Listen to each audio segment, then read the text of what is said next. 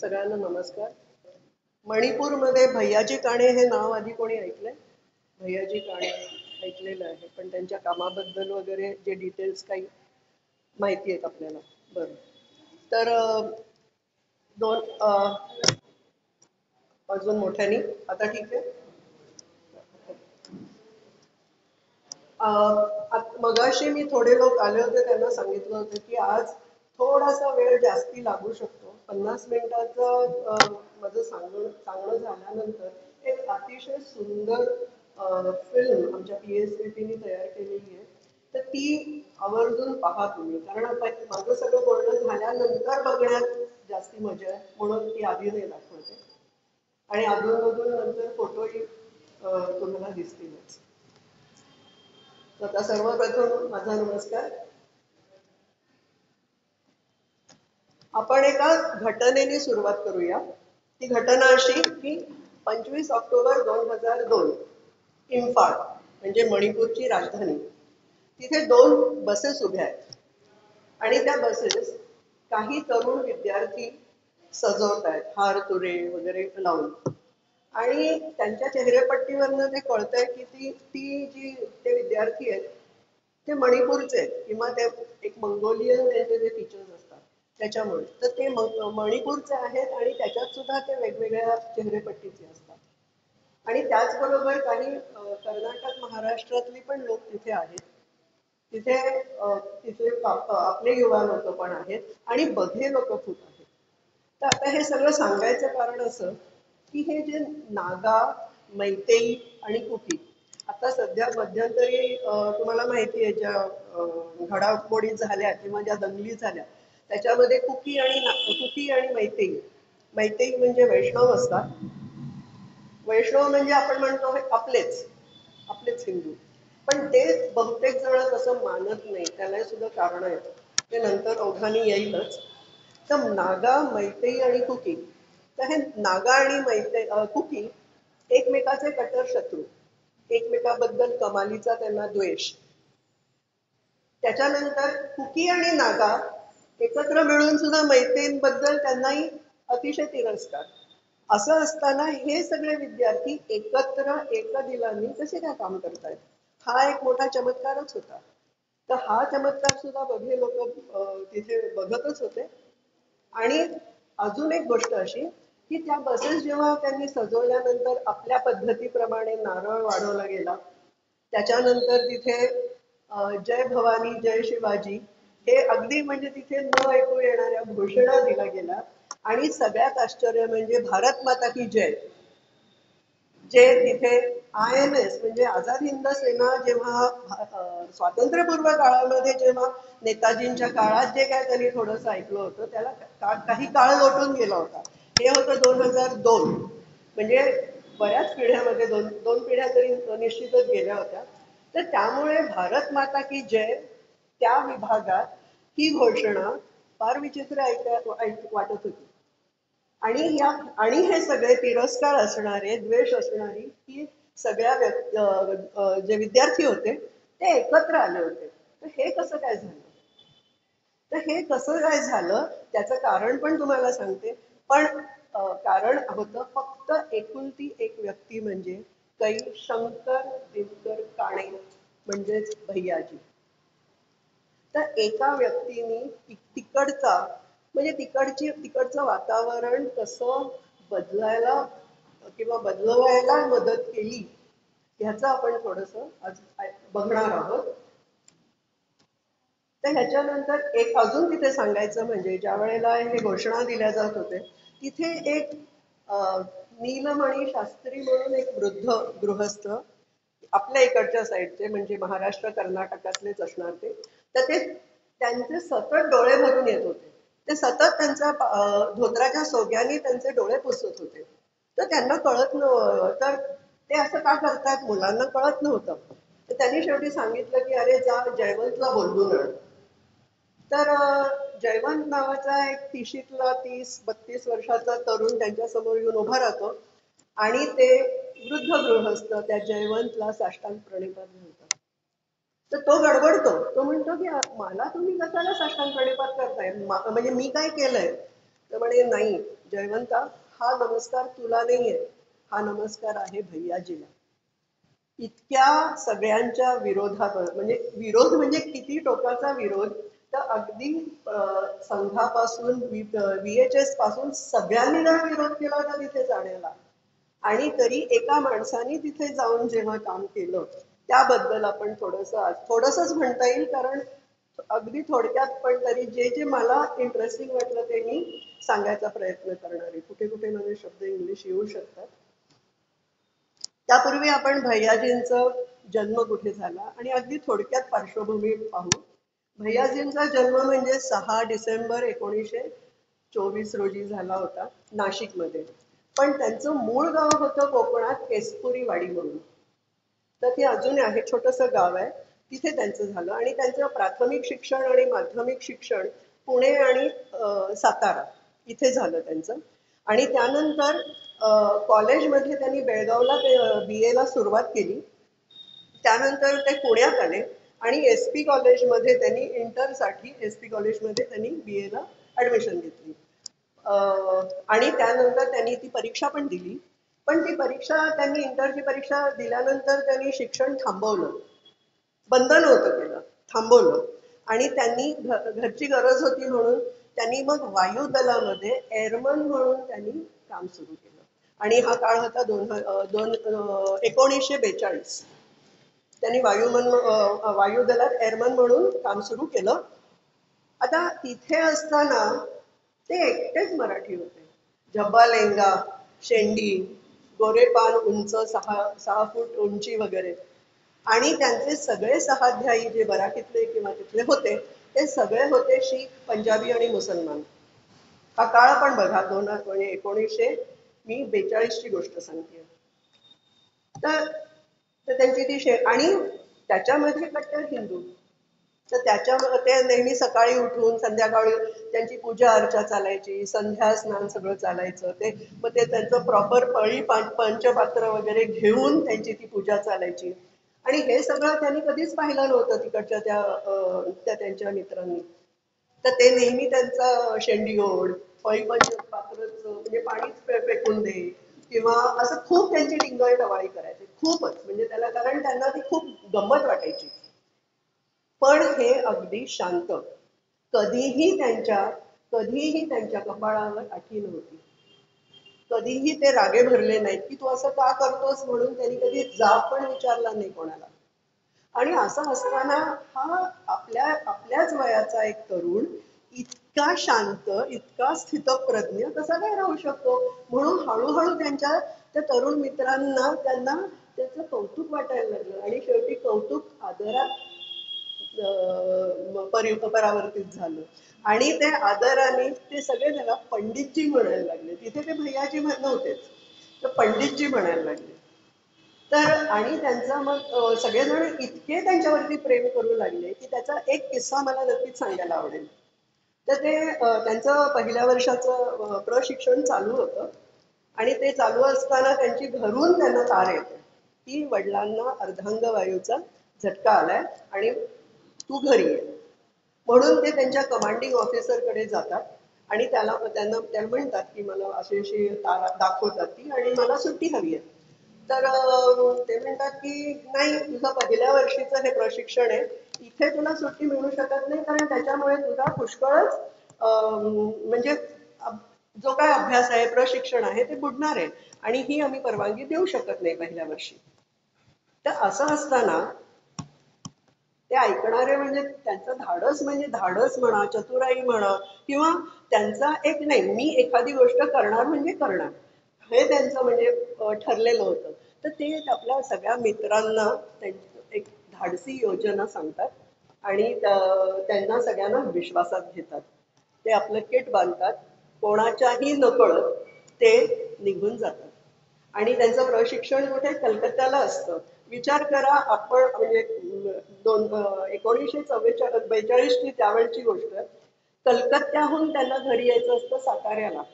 तर साताऱ्याला येणं काही सोपं नव्हतं तेव्हा.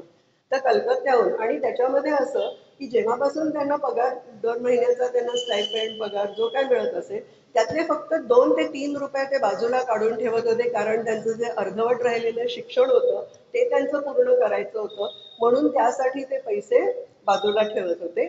बाकीचा एकूण 1 पैसा ते घरी पाठवत होते. तर त्यामुळे जेव्हा ते निघाले तेव्हा त्यांच्याकडे हातात 1 पैसा सुद्धा नव्हता. पण ते विचार करणार नाही, ते म्हणाले ठीक आहे सगळं काही होऊन जाईल. आणि खरोखर तसं झालं. ते जेव्हा कलकत्त्याहून साताऱ्याला 4 दिवस त्यांना वेगवेगळी वाहनं, त्यावेळेला ट्रेन, म्हणजे जे काय असेल त्याप्रमाणे ते आले आणि विना अडथळा विना तिकीट ते तिथपर्यंत घरी आले.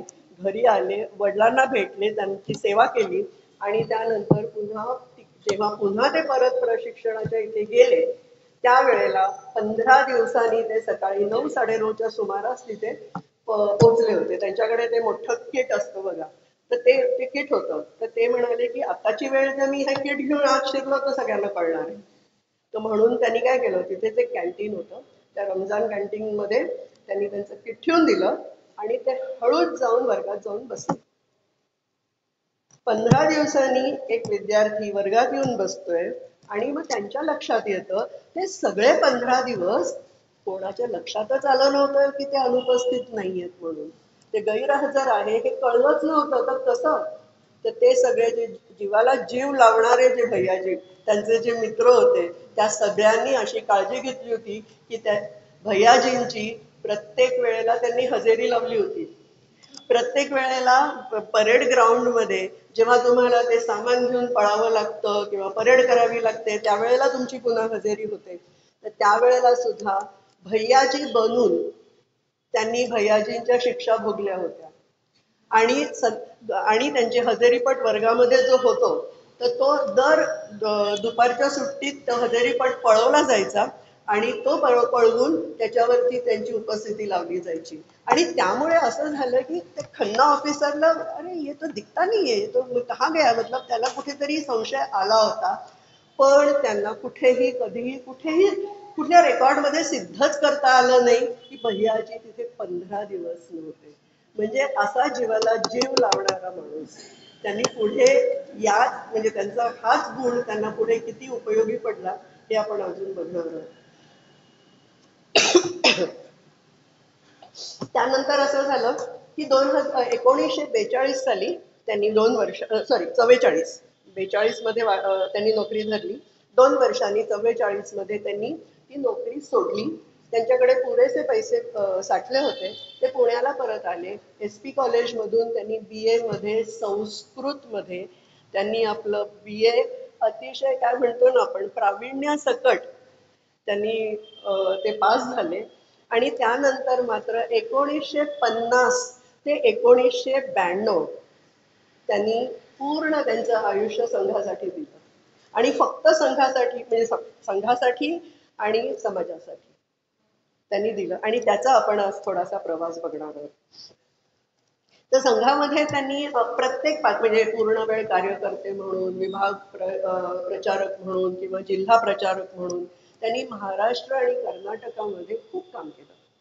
आणि त्याचबरोबर ते प्रत्येक ठिकाणी ते शाळेत शिक्षक होते. कारण ते हाडाचे शिक्षक, शिकवणं म्हणजे त्यांचा म्हणजे मुलं त्यांच्याकडे अशी, म्हणजे आपण म्हणतो ना की मॅग्नेट असल्यासारखे त्यांच्याकडे आकर्षित व्हायची मुलं त्यांच्याकडे. तर आणि प्रत्येक ठिकाणी ते फक्त 1 वर्षाशिवाय कुठेही त्यांनी जास्ती शिकवलं नाही. प्रत्येक शाळेमध्ये ते 1 वर्ष, आणि त्याचंही कारण नंतर पुढे येईल. तर शिकवत असताना त्यांनी जेव्हा संघाचं काम कसं केलं, तर जिथे जिथे ज्या ज्या गावांमध्ये शाखा थंडावलेल्या आहेत किंवा पूर्ण बंद पडलेल्या आहेत अशा ठिकाणचीच गावं ते शोधायचे. त्यांचे मित्र म्हणायचे अरे ज्या चांगल्या चालू आहे त्यांना पुढे नेऊया, आपण तिथे जास्ती काम करूया. नाही, जिथे गरज आहे तिथे मी जाणार, हा त्यांचा बाणा. आणि त्यामुळे जिथे जिथे थंडावलेलं काम असेल तिथे तिथल्या शाळांमध्ये जॉब घ्यायचा, तिथे ते नोकरी करायची. आणि तिथल्या गावांमध्ये एकतर मुलं त्यांना पटकन लहान मुलं चिकटायची, कारण त्यांची खेळ, गाणी, गप्पा गोष्टी, मग आपल्या कवायती, मग सकाळी उठून त्यांना सकाळचे व्यायाम शिकवायचे, योगासनं, मलखांब मध्ये ते पटाईत होते. आणि हे अशा सगळ्या, आणि मग नंतर हळूहळू संध्याकाळी रात्री सुद्धा असं की त्यांचा अभ्यास घ्यायचे. अभ्यास घ्यायचे. त्याच्यानंतर देवळामध्ये ओसरीमध्ये किंवा कधी कधी शाळेच्या तिथे जिथे जागा असेल तिथे जेवण झाल्यानंतर मुलं त्यांच्याकडे यायची आणि त्यांच्याकडून अभ्यास वगैरे करून घ्यायची आणि त्याच्यामुळे प्रगती मुलांची पण प्रगती दिसायची आणि त्यामुळे असं व्हायचं की जरा मोठा युवा गट किशोरवयीन गट सुद्धा त्यांना आकर्षित व्हायचा आणि त्यांना घेऊन मग त्यांच्या शाखा सुरू व्हायच्या आणि अतिशय सुंदर त्या शाखा सुरू व्हायच्या आणि त्या पुढची फळी तयार करायचे आणि वर्षभरात कोणालाही न सांगता ते तिथून निघून जायचे. हा त्यांचं म्हणजे ते ठरवलं होतं की मी एका ठिकाणी फार काळ नाही राहणार. आणि हे करत असताना 1971 साली असं झालं की गोळवलकर गुरुजी आपल्याला सगळ्यांनाच माहिती आहे. तर त्यांचे विचार त्यांच्या वाचनात आले की त्याच्यामध्ये त्यांनी सांगितलं होतं की जर आज संघ पूर्वांचलमध्ये जर पोहोचला नाही तर पूर्वांचलचा भाग हा भारतापासून तुटायला वेळ लागणार नाही आणि त्यामुळे इथे काम करणं हे अतिशय निकडीचं गरजेचं आवश्यक आहे. हे वाचल्यानंतर त्यांनी ठरवलं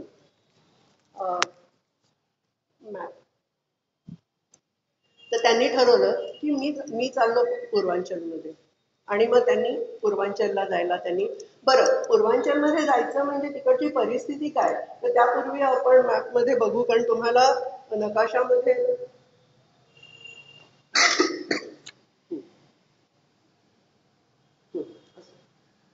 हा तर हा सगळा ऐकू येतोय ना पूर्वांचलचा भाग आहे. अरुणाचल प्रदेश आसाम नागालँड मणिपूर इथे मिझोरम आणि खाली येतं इथे त्रिपुरा. तर नागालँड आणि मिझोरमच्या मध्ये मणिपूर आहे.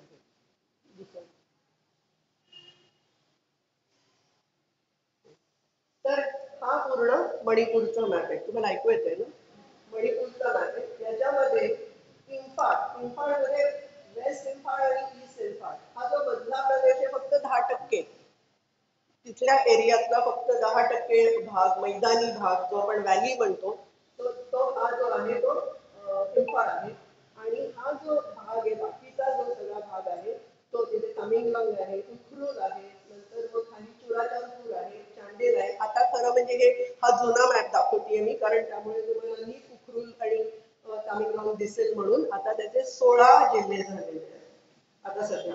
पण आपल्याला जेव्हा मी उखरुल म्हणेल त्यावेळेला उखरुल तामिळनाडू आणि चुराचांदपूर याचे उल्लेख थोडेसे पुढे नंतर येतील. तर सांगायचा मुद्दा असा की ज्या वेळेला त्यांनी ठरवलं की आता मी तिकडे जाणार त्यावेळेची परिस्थिती तुम्हाला सांगण्याची खूप गरज आहे.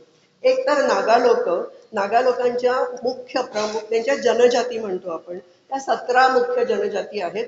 पण त्याच्या उपजनजाती म्हणून सब ट्राईब्स म्हणतो आपण त्या साधारण 79 ते 90 89 ते 90 अशा आहेत आणि कुकी जनजाती पण 29च्या आसपास आहेत. तर आणि या प्रत्येकी टोळीच होती ना पूर्वी या सगळ्या टोळ्याच होत्या. तर यांची प्रत्येकाची भाषा पण वेगवेगळी आहे.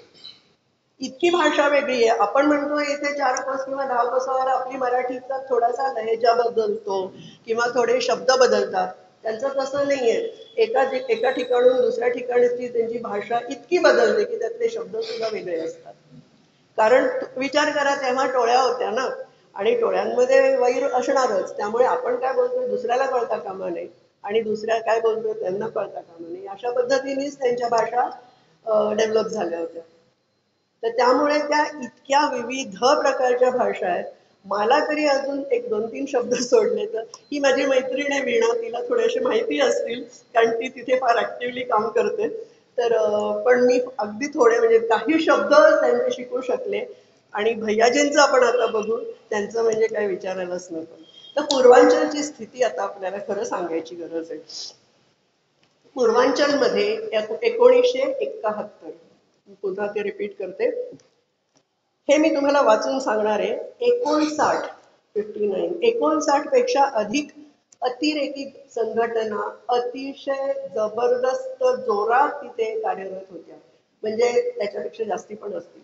या माहिती रजिस्टर्ड किंवा माहिती असलेल्या.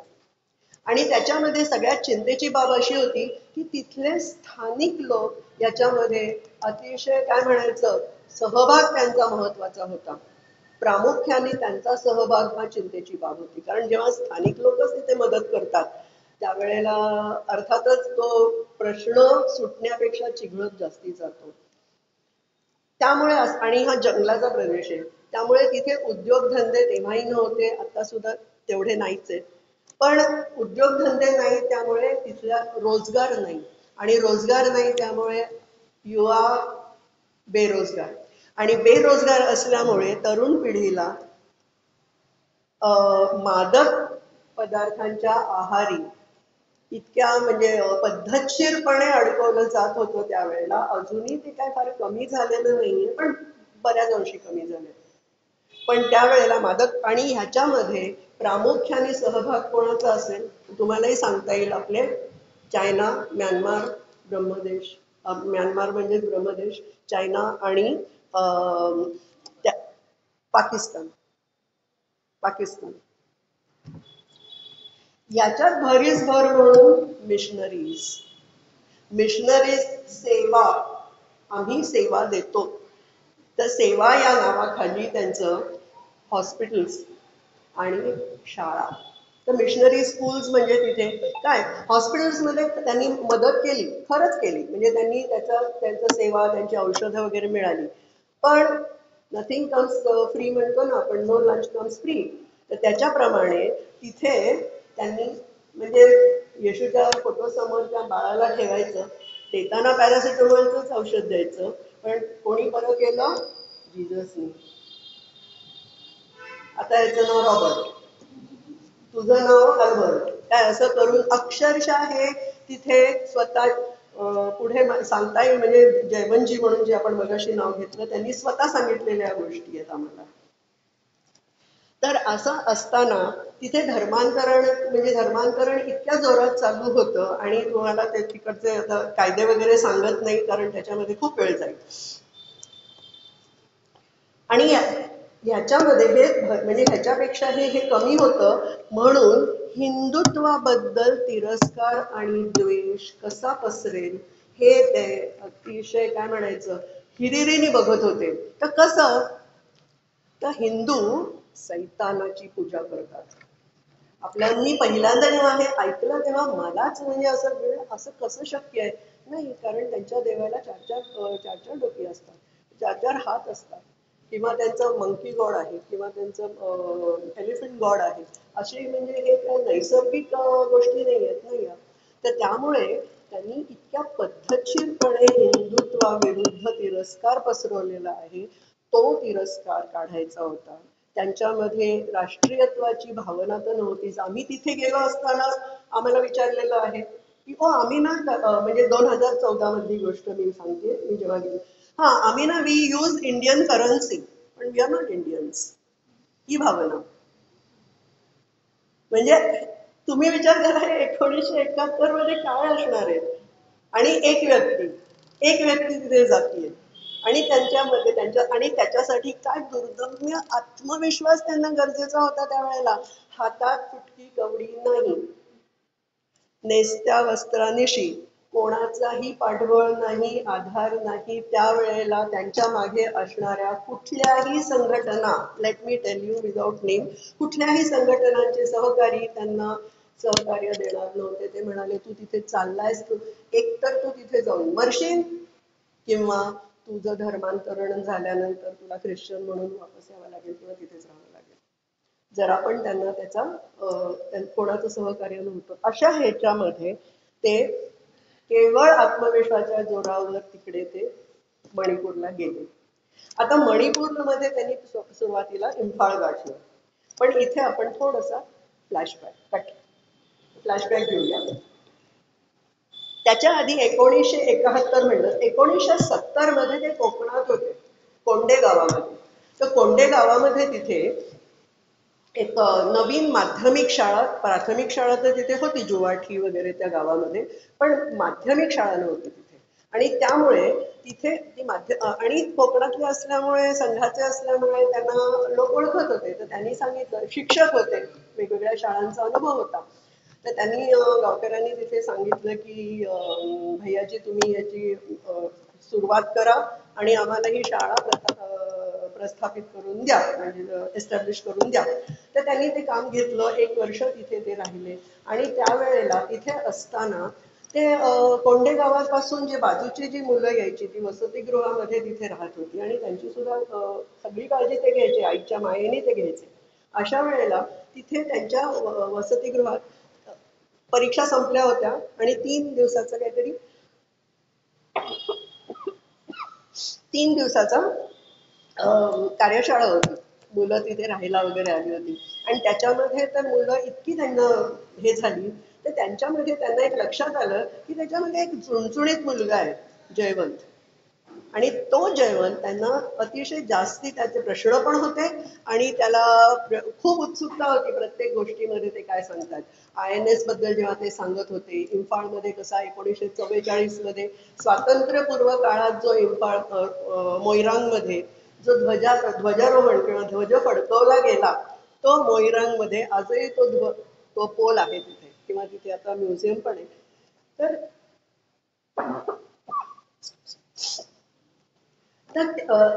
हे सगळ्या गोष्टी, खूप गोष्टी रूपाने ते वेगवेगळ्या गोष्टी सांगायचे, गाणी शिकवायचे. तर जयवंतला खूप प्रश्न पडायचे आणि तो त्यांना विचारत राहायचा. तर ते असं असताना एकदा ही इम्फाळचीच गोष्ट सांगत असताना त्यांनी सगळ्या विचारलं की आता ना मी ही शाळा सोडणार आहे. म्हणजे आता वर्ष झालं, आपला परीक्षा संपली, मी आता आसामला जाणार आहे, माझ्याबरोबर कोण येतं आसामला? तर एका क्षणाचाही विलंब न लावता जयवंतनी आपला हात वर केला. किती? 9 वर्षाचा, 8 वर्षाचा मुलगा.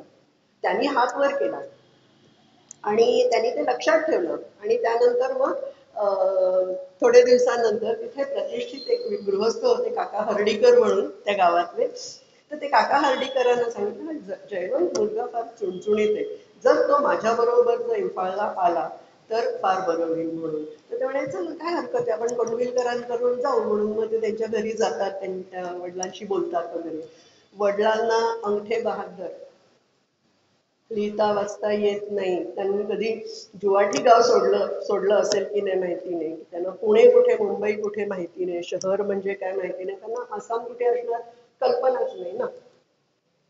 तर असं असताना हर्डीकरांबरोबर ते जातात आणि विचारतात की असं असं मला जयवंत तुमचा फार चुणचुणीत मुलगा आहे, तिकडे त्याचं शिक्षण होईल, शाळा होईल, सगळं मी करीन, तर त्याला माझ्याबरोबर पाठवा. अर्थातच नकार येतो.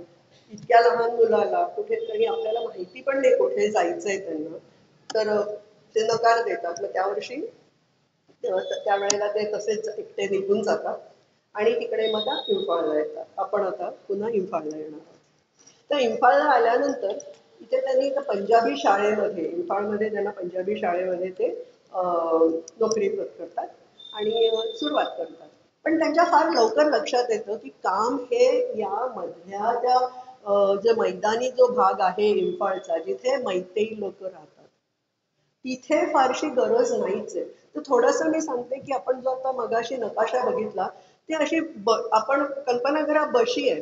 तर बशीचा जो उथळ भाग म्हणजे मधला जो छोटासा 10% भाग आहे, तो इम्फाळ आहे. तिथे ईस्ट इम्फाळ आणि वेस्ट इम्फाळ असे ते दोन त्याचे जिल्हे आहेत. आणि जो बाजूचा जो पूर्ण चारी बाजूनी डोंगराळ प्रदेश आहे, म्हणजे हिमालयच आहे, लोअर हिमालय म्हणतात त्याला, पण तो हिमालय.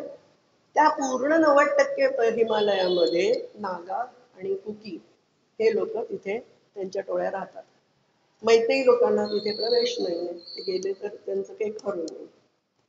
तर ते त्याच्यात पण आपण जाऊया नको. तर तिथे गेल्यानंतर जेव्हा त्यांच्या लक्षात येतं की खरा खरा जो कामाची जी गरज आहे, ती गरज इम्फाळमध्ये नाहीच आहे मुळी इथले. कारण मैतेई लोक त्या मनाने शिकलेले, प्रगत असे आहेत, आजही तेच आहे, त्यांची परिस्थिती नक्कीच चांगली आहे. जी खरी गरज आहे ती सीमावर्ती भागामध्ये आहे, कारण तिथे घुसखोरी होते, तिथून अतिरेकी संघटनेचं काम जास्ती चालतं.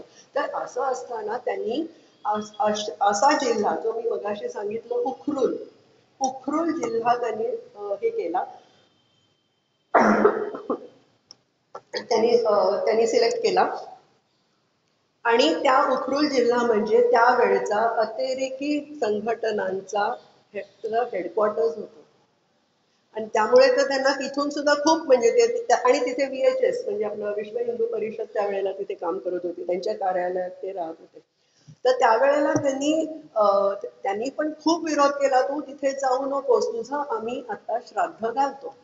इथपर्यंत म्हणजे आता परवा मी जयवंतजींशी फोन करून बोलले, ते जवळजवळ 5 ते 10 मिनिटं बोलत होते की त्या लोकांनी त्यांना काय शिव्या घातल्या त्यावेळेला. आता ते म्हणे की, आणि म्हणलं अहो हे तर पुस्तकात वगैरे काहीच नाही म्हणे, 30% पण नाहीये पुस्तकात, इतकं इतकं काय काय बघितलंय आणि इतकं सगळं आहे म्हणून.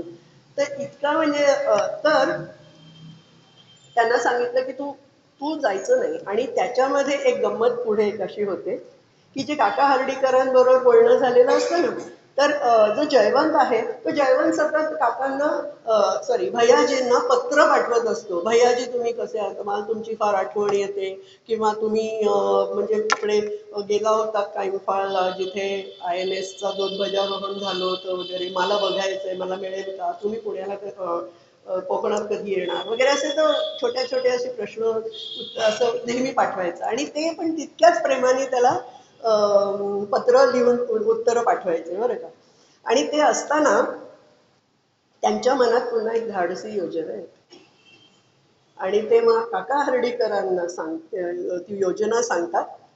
काका हर्डीकर जयवंतच्या वडिलांकडे जातात आणि ते सांगतात की अरे मला ना 15 दिवस आसामला काम आहे, मला 15 दिवस आसामला जायचंय, नाहीतरी मुलांच्या परीक्षा संपलेल्याच आहेत, पुढचं वर्ष संपलेलं असतं. तर मी जयवंतला घेऊन जातो, तो नाहीतरी नेहमी भैयाजींची आठवण काढत असतो, तर आपण त्याला घेऊन जाऊया. आणि मग माझ्याबरोबर तो परत येईल. तर प्रतिष्ठित व्यक्ती आहे, विश्वास तर होताच त्यांच्याबद्दल, त्याचे वडील त्याला हो म्हणतात आणि पाठवतात. आणि त्याच्यानंतर मग असं होतं, हा खुश असतो, त्याला काहीच माहिती नसतं, पहिल्यांदाच विमानात जेवण बसलेला असतो, मग विमानतळावरती भैयाजी आलेले असतात त्याला घ्यायला वगैरे, अगदी कडकडून तो भेटतो त्यांना वगैरे. आणि त्यानंतर मग ते VHS च्या कार्यालयात 2-3 दिवस राहतात. आणि ते 2-3 दिवसांनी काका हर्डीकर म्हणतात अच्छा मी चाललो बाय, आणि त्याला तिथेच ठेवून देतात. हलकल्लोळ. कोकणामध्ये काका हर्डीकर गेल्यानंतर काय होणार? हलकल्लोळच. इतक्या लहान मुलाला तुम्ही सांगितलं परत आणणार, पण त्याचे वडील समजून चुकतात की आपल्याला आता काही बोलता येणार नाहीये, एकतर विश्वासातली व्यक्ती आहे आणि त्यांनी सांगितलं तुम्ही काही काळजी करू नका, भैयाजी त्याचा व्यवस्थित सांभाळ करतील. आणि त्याच्यानंतर मग ते पण त्यांच्याकडे काही उत्तरच नसतं. हे झाल्यानंतर मग ते दोघं जण अतिशय म्हणजे कडव्या विरोधासकट जयवंतला घेऊन उखरुलला निघतात. तेव्हा अजून मोठा विरोध होतो, कारण तू लहान मुलाला त्याला घेऊन चाललास अशा अतिरेकी ह्याच्यावरती हेडक्वार्टरच्या इथे, तिथे तू त्याला घेऊन जायचं नाही, त्याची जबाबदारी म्हणजे आमची जबाबदारी झाली, तुम्हाला काही झालं तर आमच्यावरती येणार, ते शेकेल आमच्यावर. तर असं असून सुद्धा ते म्हणतात नाही, मला जे काम करायचंय ते मी करणारच. अरे पण तू असं का करतोयस? तर म्हणे काय तुला काही गरज आहे का, इतक्या ठिकाणी कामाची गरज आहे. मग ते एक उदाहरण देतात. ते म्हणतात की एक 100 लोक तुझ्या समोर आजारी लोक बसलेले असताना पहिला इलाज तू कोणावर करशील? तर ते म्हणतात अर्थात ज्याच्या गंभीर आजार आहे त्याला. मी तेच करतो. ज्या सीमावर्ती भागामध्ये ज्याची खरी गरज आहे तिथेच आपल्याला जाण्याची खरी गरज आहे. आणि त्यामुळे मग तिथे मी जातोय. आणि मग ते जयवंत बरोबर उखरुलला जातात. उखरुल हा खरंच मी म्हटल्याप्रमाणे अतिरेकी अड्डा असल्यामुळे, प्रमुख अड्डा असल्यामुळे तिथे त्यांना प्रचंड विरोध होतो. नंतर आणि त्यांना त्यांचा तो अवतार बघितल्यानंतर तुम्ही हिंदू आहात, मग असं म्हणजे ख्रिश्चन झालं पाहिजे वगैरे, हे सगळं झाल्यानंतर भैयाजींच्या लक्षात येतं की नाही, इथे आपलं काही आता सध्या इथे काम करायचं नाही, पण जयवंत तुझं हे तुझ्या आयुष्यातलं काम आहे की उखरुलमध्ये येऊन कमीत कमी 2 ते 3 मित्र तू जोडलेस, तर मी असं समजेन की तुझं आयुष्याचं सार्थक झालं. म्हणजे किती तिथे किती काय परिस्थिती असेल, 2 ते 3 विश्वासाचे मित्र जोडणं, काय कोणाशी बोलणं सुद्धा तिथे शक्य नव्हतं अशा वेळेला. मग त्यांना लगेच लक्षात येतं की उखरुलमध्ये सध्या काम करायचं नाही, ही माघार नाहीये, ही तात्पुरती माघार आहे आपली, आणि त्यामुळे मग ते तिथून निघतात आणि तिथून पुढे अजून उत्तरेकडे चिंचोराय म्हणून. तर इम्फाळ ते उखरुल हे 80 किलोमीटर अंतर आहे आणि उखरुल पासून साधारण इकडे वरती येतं चिंचोराय म्हणून. चिंचोरायला ते येतात आणि चिंचोरायला तिथे त्यांना बऱ्यापैकी चांगला सपोर्ट मिळतो. तिथे ते वर्षभर राहतात. जयवंत पण तिथे राहतो आणि एक वर्षभर काम केल्यानंतर पुन्हा निघायची वेळ येते 1 वर्षानंतर. पण त्याच्यामध्ये एक फार इंटरेस्टिंग गोष्ट घडते आणि ही गोष्ट इंटरेस्टिंग म्हणण्यापेक्षा जीवावरच बेतणारी गोष्ट होती ती. आणि ती अशी की त्यांनी या अशा कितीतरी अतिरेकी हल्ल्यामधून ते वाचलेले आहेत. ते कितीतरी अतिरेकी हल्ले त्यांच्यावर झालेले आहेत हा आपण विचार पण करू शकत नाही की तिथे काय काय परिस्थिती असेल. त्यातला एक घटना तुम्हाला मी सांगते की ते चिंचोरायावरनं त्यांना कधी कधी उखरुलला काही कामानिमित्त वगैरे यावं लागत असेल आणि त्यावेळेला ते येण्यापूर्वी त्यांना ते चालतच यावं लागत असेल. तिथे काही दुसरं काही नव्हतं. बरं हे 25 किलोमीटरचं अंतर उखरुल ते चिंचोरा 25 किलोमीटर ते चालत येत असतात आणि ते चालत असताना अर्थातच तो लहान त्यावेळेस तोपर्यंत तो मला वाटतं 10-11 वर्षाचा असतो जयवंत. तर तो दमतो आणि म्हणून त्याला ते पाठवून घेतात आणि चालायला लागतात आणि त्यांचं एक असतं की कधीही ते जंगलच पूर्ण तिथे कोणी नाहीच ना. जंगलातून जाताना ते गीतेचे अध्याय किंवा वेगवेगळे स्तोत्र किंवा हे जोरात तिथे म्हणतात आणि ते म्हणतात की आज हे हे या वातावरणात राहणारे शब्द सकारात्मकता निर्माण करेल आणि याचा पुढच्या लोकांना नक्कीच त्याचा उपयोग होणार आहे.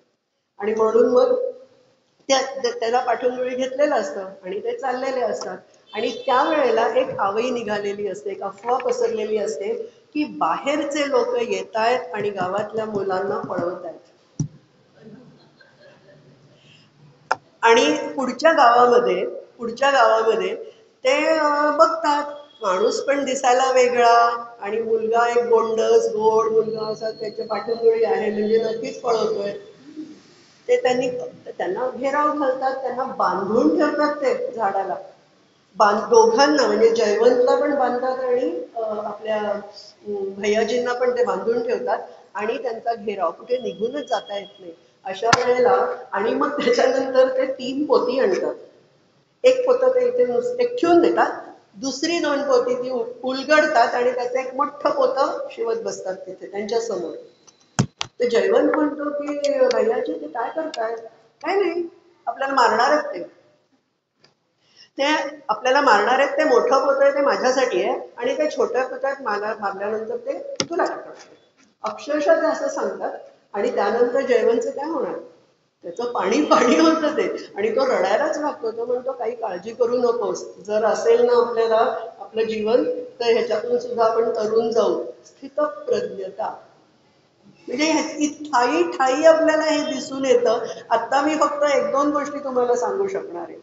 तर त्याच्यामध्ये ते नंतर मग ते त्यांना एक युक्ती सुचते. ते म्हणतात की सकाळपासून आम्ही पहाटेपासून निघालेले असतात, आम्ही काही खाल्लं नाहीये तर तरी तुम्ही मारणारच आहात आम्हाला.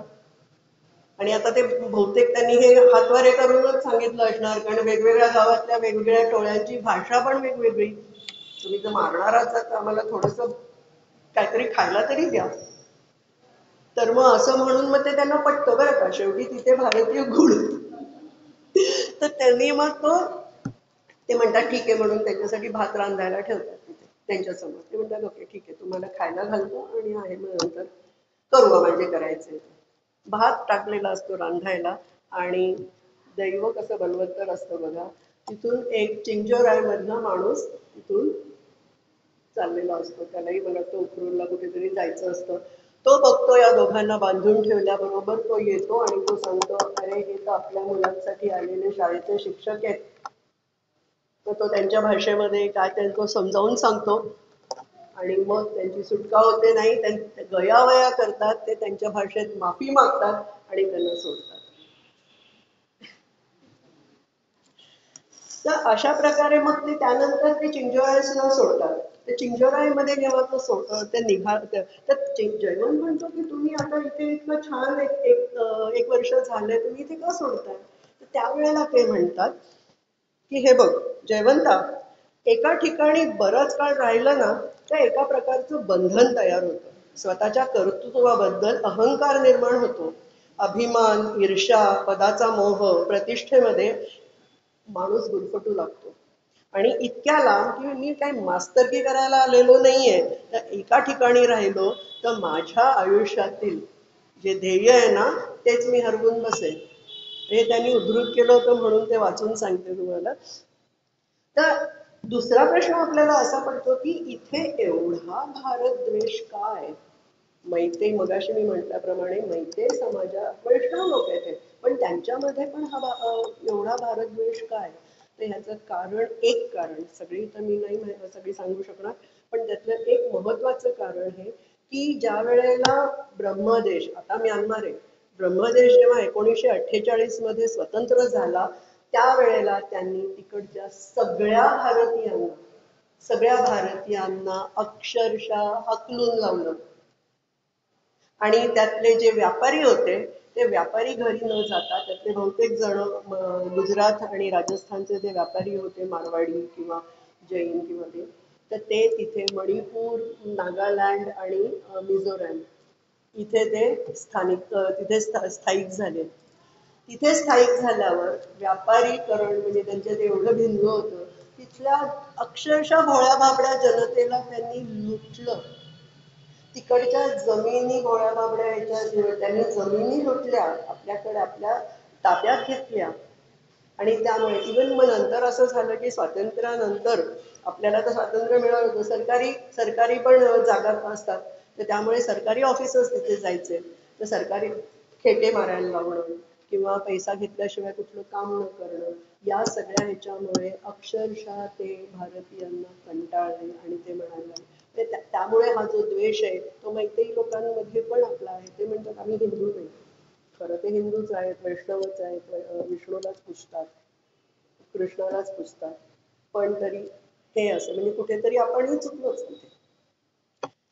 तर हे सगळं झाल्यानंतर त्यामुळे ही सगळी कामाची अडवणूक वगैरे, त्यामुळे राष्ट्रीय भावनेचा अभाव हे तिथे खूप प्रमाणात दिसून येतं. आता त्याच्यानंतर त्यांनी सांगितलं की आपण एका ठिकाणी राहायचं नाही, न्यू तुसोमला ते जातात. न्यू तुसोम हे अगदी म्हणजे अगदी 6 किलोमीटरवरती आहे म्यानमारपेक्षा, म्हणजे बॉर्डरवरती आहे. तर तिथे तुसोम आणि न्यू तुसोम, तिकडे कसं असतं आपल्याकडे खुर्द आणि बुद्रुक, खुर्द म्हणजे ते ओरिजिनल आणि मग बुद्रुक म्हणजे मग एक्सटेंडेड जे असते, तसंच तुसोम ओरिजिनल, न्यू तुसोम बुद्रुक. तर ते तिथे मग ते जातात, तिथे मग काम करायला सुरुवात करतात. मग पुन्हा तिथे मुलांचे तर सगळीकडे ते लाडके लोकप्रिय शिक्षक होतात. कधी मुलांचे लाडके शिक्षक घरी नेहमी पडतात, कारण घरी येऊन मुलं नेहमी सांगतात आई असं असं झालं, असं अशा गोष्टी सांगितल्या, आणि हे सगळं त्यांच्या भाषेत. भैयाजी तिथे जाऊन त्यांची भाषा शिकायचे, आणि ती अजिबात म्हणजे मला माहिती नाही, तुला येते का? इतकी ती कठीण भाषा आहे, आधी आपल्याला उच्चार करता येत नाही, उच्चारता येत नाहीत काही काही शब्द त्यांचे इतके वेगळे असतात. तर ते करत असताना त्यांच्या अजून एक लक्षात येतं की इथे आपण जे शाळेत शिकवतोय तिथे मिशनरी स्कूल्समध्ये इतके जे गरजेचे जे विषय आहेत ना, तर ते गरजेच्या विषयांपेक्षा त्यांचं इतर गोष्टीत जास्ती आहे, धार्मिक शिक्षणच जास्ती आहे त्यांचे. तर असं असताना या मुलांना मेन स्ट्रीम एज्युकेशन, मध्यवर्ती शिक्षण प्रणालीमध्ये आणणं खूप गरजेचं आहे, तरच ते भारताच्या संस्कृतीशी जोडले जातील. कारण म्हणजे त्यांना आपण महाराष्ट्र कर्नाटकमध्ये आणूया आणि इथल्या शाळांमध्ये त्यांना शिकवूया, त्यांची जबाबदारी आपण घेऊ, कारण इतकी प्रचंड गरिबी तिकडे. तर म्हणून मग ते पालकांशी बोलायला सुरुवात करतात. पालकांनाही आता थोडासा विश्वास निर्माण झालेला असतो, पालकांची 10-12 पालक तयार होतात, आणि मग ते हो नाही करून मग 10-12 पालक म्हणतात बरं आमच्या मुलांना घेऊन जा. तुम्हाला जयवंत कसा असा छान आज्ञाधारक आणि शिस्तीचा मुलगा आहे किंवा तो अध्यात्मात श्लोक वगैरे रोज सकाळी म्हणतो किंवा आता तुम्हाला असं नाही का वाटणार की जयवंतासारखी आपली पण मुलं व्हावीत म्हणून तर ते म्हणतात हो चालेल वगैरे आणि आदल्या दिवशी तेव्हा तयारी झाल्यानंतर आदल्या दिवशी सगळेजण माघार घेतात आम्ही तो आमच्या मुलांना कारण तोच प्रकार जसं जयवंताच्या वडिलाला आसाम कुठे पुणे मुंबई कुठे माहिती नव्हतं हाच प्रकार इथे त्यांना देश काय आहे भारत काय आहे कुठे घेऊन जाणार आहे आमची भाषा वेगळी तिकडे वेगळं ते वेगळं म्हणजे ते पण माहिती नाही कसं असं असताना ते बॅकआउट होतात ते म्हणतात नाही आम्ही नाही पाठवू शकत मग त्यावेळेला दोघं जण महाराष्ट्रात दोघं जण जयवंत आणि भैयाजी महाराष्ट्रात येतात पुन्हा पुढच्या वर्षीसाठी जातात म्हणजे सुट्टीच्या वेळेला आणि 1 वर्ष गेल्यानंतर आता मात्र या वेळेला पालक स्वतःहून तयार होतात ते म्हणतात हो कारण 2 वर्ष गेलेली असतात त्यांचं बघितलेलं असतं की हे आपल्याला हिंदू करायला म्हणजे आपलं धर्मांतर ते सुद्धा बरं का म्हणजे त्यांना असं त्यांच्या मनातच बसलेलं असतं की हे येणार आणि आपल्याला आता धर्मांतरित करणार तर तर त्याच्यात सुद्धा मग ते त्यांचा एक विश्वास निर्माण होतो आणि मग त्यानंतर मग ते म्हणतात पण म्हणे आमचं एक अट आहे बरं का आमची काय अट आहे तर तुमच्यावर आमचा विश्वास आहे आम्ही आमची जी 12 मुलं तुमच्या सुपूर्द करतो पण या जयवंतला तुम्ही आमच्याकडे ठेवा जयवंतचं तर पाणी पाणी होतं त्याला अजून भाषा येत नसते जे काय तो वरण भात आमटी भात काय जे जेवत असतो ते भैयाजी त्याच्यासाठी करत असतात त्यांनी त्यांचं जेवण कधी तो जेवलेलाही नसतो असं असताना तो म्हणजे अगदी रडायलाच लागतो तो म्हणतो की मी कसा काय राहणार आणि त्यावेळेला त्यांच्या गोष्टी त्यात फक्त 3 गोष्टी आहेत त्या तुम्हाला मी सांगते तर त्या त्यांना गोष्टी रूपाने त्याची कशी समजूत घालतात एक तर सगळ्यांना आपल्याला माहिती आहे म्हणजे शिवाजी महाराज जेव्हा औरंगजेबाच्या ह्याच्यातून सुटले त्यावेळेला त्यांनी शंभू महाराजांना वेगळं पाठवलं होतं मथुरेकडून पाठवलं होतं म्हणजे त्यावेळेला शंभू महाराजांचं वय 8 होतं आणि त्या 8 वर्षाच्या मुलाला त्यांनी कसं पाठवलं आणि ते 2-3 महिन्यानंतर 4 महिन्यानंतर तो आपल्या कुटुंबाला भेटणार होता बरोबर तर ती ते गोष्ट सांगतात जयवंत आणि गंमत सांगते या सगळ्या 3ही गोष्टी त्यांनी त्यांच्या तोंडून मी पुस्तक वाचण्यापूर्वी त्यांनी त्यांच्या तोंडून मला सांगितलं त्यामुळे अक्षरशः माझ्या हातावर असा काटा ज्या वेळेला पहिल्यांदा मी जाणार होते त्याच्या आधी माझ्या घरी 2014 मधली गोष्ट आहे तर ते म्हणाले की मी लहान होतो मला ती ऐकली छान आहे म्हणून पण मला त्याचा फार परिणाम नाही झाला त्यानंतर त्यांनी दुसरी गोष्ट सांगितली म्हणजे गुरु गोविंद सिंग त्यांची जी 4 मुलांपैकी जे धाकटी मुलं होती जोरावर होता 8 वर्षाचा फतेह होता 5 वर्षाचा ते चुकून त्या औरंगजेबाच्या सैन्याच्या तावडीत सापडतात आणि औरंगजेब त्यांना भिंतीत चिणून मारायची शिक्षा देतो तुम्हाला माहितीच असेल हे आणि त्यावेळेला जोरावर मोठा तो रडायला लागतो कारण जेव्हा त्या विटा चढायला लागतात तेव्हा तो का रडतो तर तो म्हणतो की अरे तू दादा तू रडतोस माझ्यापेक्षा तू मोठा असून तू का रडतोस तर म्हणे का रडतोय कारण मी मोठा आहे म्हणजे मी आधी मेलं पाहिजे ना पण तुझी उंची कमी असल्यामुळे आधी तू जाणार आहेस आणि त्याचं मला दुःख होत आहे तर तो जोरावर 5 वर्षाचा फतेह म्हणतो अरे वेडा असा काय करतोस ती तिकडची वीट माझ्या पायाखाली सरकव आणि तो त्या विटेवर उभे राहतो आता आपण एकाच वेळेला म्हणू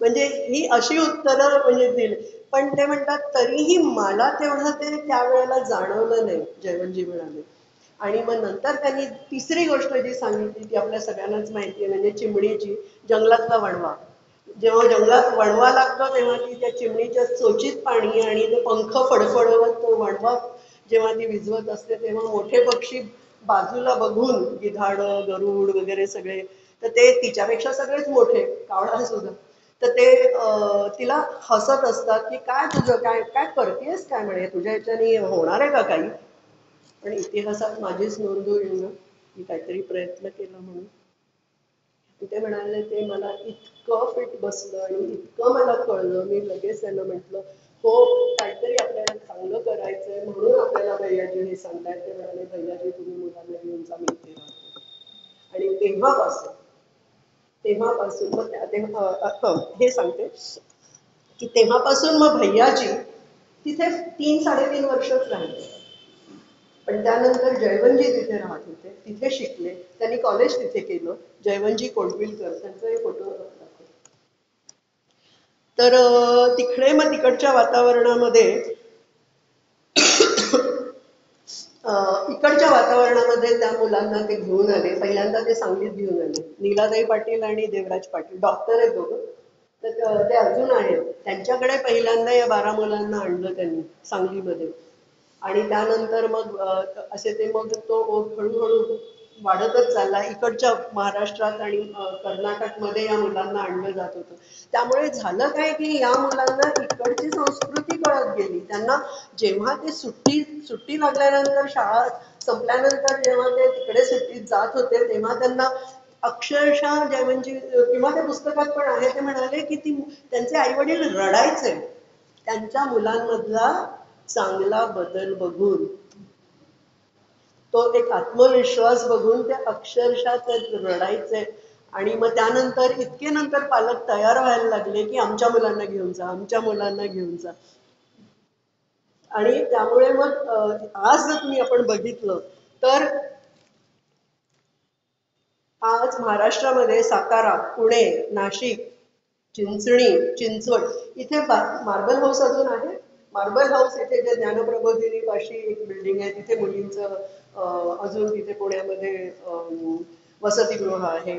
चिंचवडला मुलांचं आहे. रत्नागिरी, चिपळूण आणि कर्नाटकमध्ये वेगवेगळी 8 आज वसतिगृह आपली चालवली जातात. मुलांचं वेगळं, मुलींचं वेगळं. आणि त्याच्यानंतर भैयाजी मात्र त्याच्यानंतर 1993 ते 1999 ते मग महाराष्ट्रामध्ये आणि कर्नाटकमध्ये त्यांनी वानप्रस्थाश्रम स्वीकारला. पण तरी ते घरी नव्हते राहत, आदिवासी पाड्यांमध्ये राहायचे. अक्षरशः झोपडी बांधून स्वतःचं रांधून ते जेवत असत आणि त्या मुलांच्या शिकवण्या घेत त्यांनी शेवटपर्यंत आपला जीवन प्रवास हे केला. त्याच्यानंतर मात्र मग त्यांना खरंच खूप बरं नव्हतं आणि मग जबरदस्तीने त्यांच्या भावाकडे त्यांना न्यावं लागलं. आणि मग 1999 26 ऑक्टोबर 1999 त्यांचं निधन झालं. तर असे कर्मयोगी खूप होतात, असे कर्मयोगी खरंच खूप होतात. पण आपल्याला आपण एक दिसतं की अशा लोकांची कामं, त्यांनी जे केलेले प्रकल्प जे सुरू केलेले आहेत ते नंतर ते गेल्यानंतर थंडावतात, ते फार पुढे जात नाही.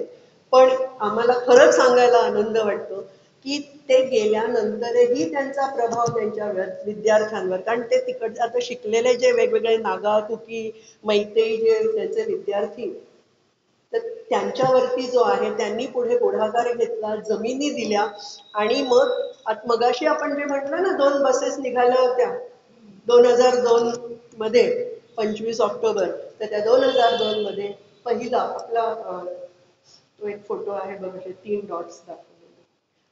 पहिला उखरुल जिल्ह्यामध्ये खारासोम, म्हणजे खारासोम थोडासा साऊथला आहे. नकाशा 3 फक्त डॉट्स आहेत.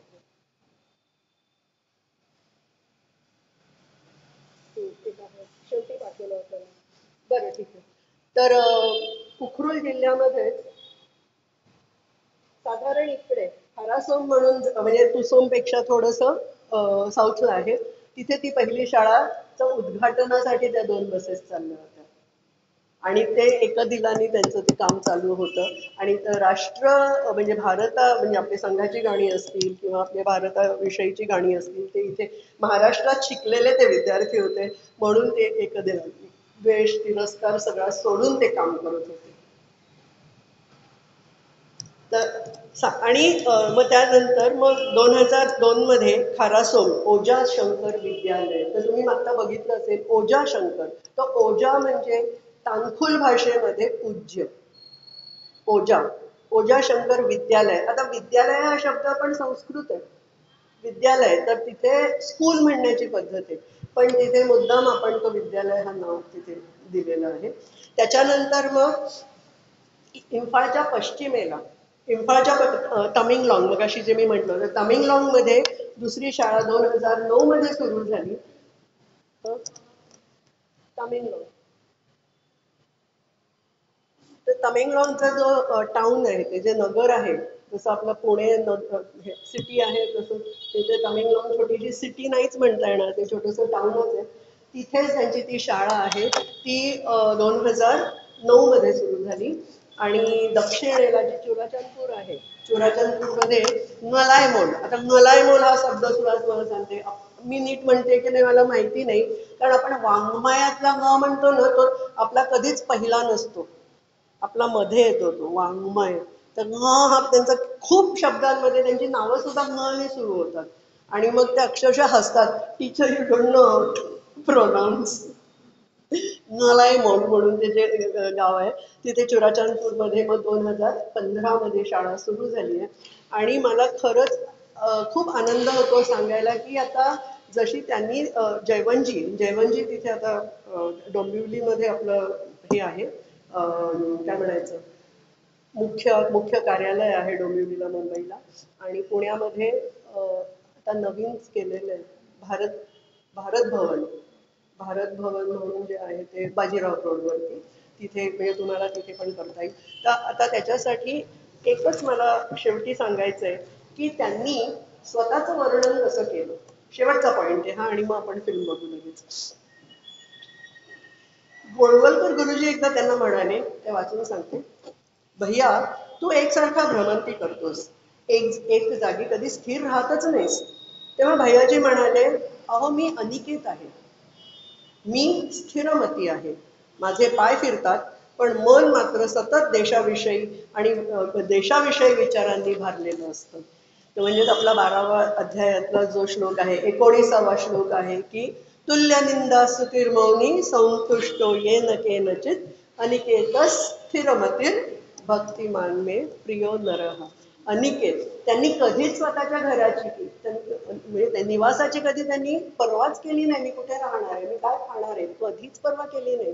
अनिकेत आणि स्थिरमती, प्रत्येक ठिकाणी, आता 2-3 गोष्टी सांगितल्या, पण ही स्थिरमती त्यांची प्रत्येक ठिकाणी, अगदी मित्रांनी शेंडी ओढणे आणि टिंगल टवाळी करण्याचे किती तेव्हा त्यावेळेला ते किती लहान होते, पण त्यावेळेला सुद्धा ती स्थिरमती त्यांनी ती मिळवलेली होती. आणि म्हणून त्यांनी स्वतःची ते म्हणाले की मी अनिकेत आहे, मी स्थिरमती आहे, आणि तरी मी सतत देशाचा विचार करतो, आणि देशाचा विचार करणाराच आपल्या भगवानाला प्रिय असतो. तर आणि त्यांच्या त्यांच्याविषयीचे लेख सुद्धा, संघाचा धाडसी प्रचारक, माणसं उभं करणार, पूर्वांचलातील हार्वर्ड, असे लेख सुद्धा त्यांच्यावरती लिहिले गेले. ते काय मी आता सांगत नाही. काही फोटो बघूया, आणि जी ती फिल्म आहे, मला वाटतं ती फिल्म तुम्हाला जर दिसली नाही तर पुढे येऊन बघा, पुढे पुष्कळ जागा रिकाम्या आहेत. धन्यवाद.